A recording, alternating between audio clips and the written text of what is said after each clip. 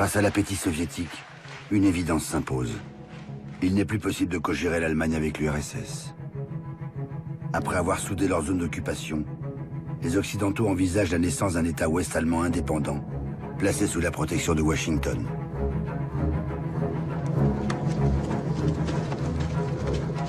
En juin 1948, ils mettent au pilon l'ancienne monnaie et y instaurent le Deutsche Mark. Les Soviétiques refusent de reconnaître la nouvelle devise et ripostent aussitôt.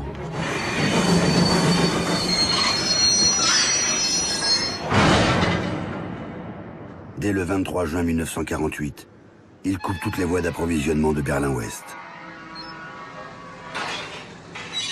Aucun train, aucune voiture ne peut plus y accéder. Staline veut s'accaparer la totalité de la ville. Son objectif, contraindre les Occidentaux à se retirer. Privés d'électricité, les usines s'arrêtent. La ville est coupée du monde par un blocus. Plus de 2 millions de Berlinois doivent être ravitaillés, sinon ils risquent la famine. Pour ravitailler Berlin-Ouest et l'empêcher de tomber sous contrôle soviétique, il ne reste qu'une seule route.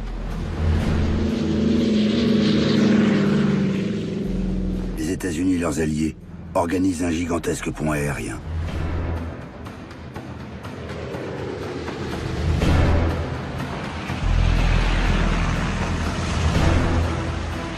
Des centaines d'avions acheminent vivres, matériel et matières premières. Blé, charbon, essence, médicaments. Des milliers de tonnes sont transportées chaque jour, au nez et à la barbe des Soviétiques. Pour la première fois, l'Ouest affronte ouvertement l'Est.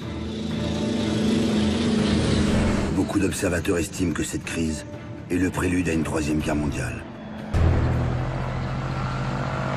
Les Occidentaux avaient abandonné Prague. Cette fois, ils ne lâcheront pas Berlin.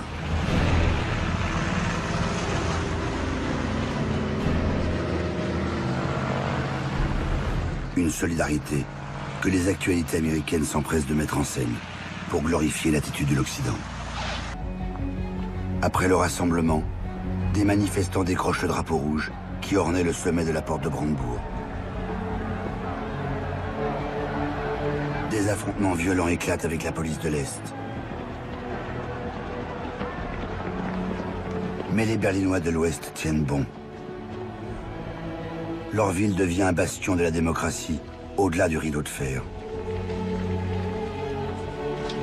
Les Allemands ne sont plus perçus comme des anciens nazis, mais comme les victimes potentielles du totalitarisme stalinien. L'interdiction de fraterniser, le don de Fraternize de 1945 est bien loin. Ces Allemands sont devenus des alliés.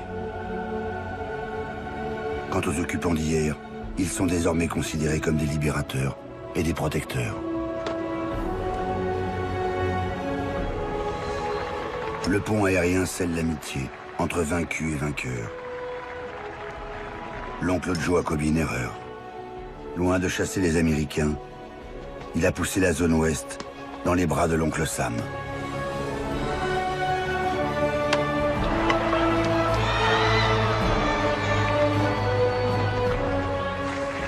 Le blocus conduit l'Occident à conclure une alliance défensive.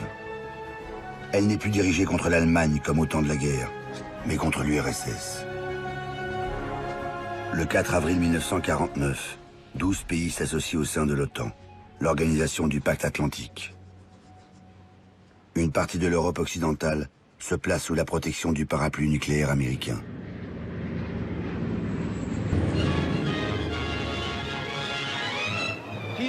Uhr. Die Schranken öffnen sich. Die Blockade ist zu Ende. Wagen für Wagen rollt auf der Straße, die 10 Monate lang ohne Leben war. Le 12 mai 1949, Staline lève le blocus. Les marchandises comme les populations peuvent à nouveau entrer et sortir de la ville. Hurrah! Nous sommes toujours en vie, crie-t-on dans les rues. C'est une victoire du bloc occidental et un intense soulagement pour les Berlinois, pris en otage pendant presque une année. Quelques jours plus tard, une Allemagne de l'Ouest démocratique naît sur les territoires des 3 zones occidentales. La République fédérale allemande. dont le premier chancelier sera Konrad Adenauer. Mais l'ogre du Kremlin ne s'avoue pas vaincu.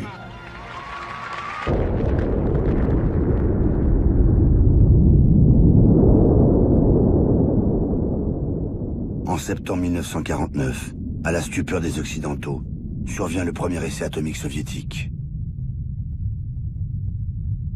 L'URSS possède désormais l'arme nucléaire.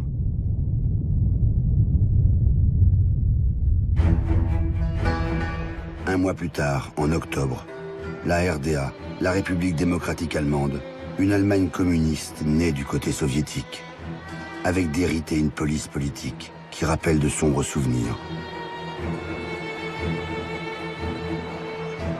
La peste brune a laissé place à une peste rouge.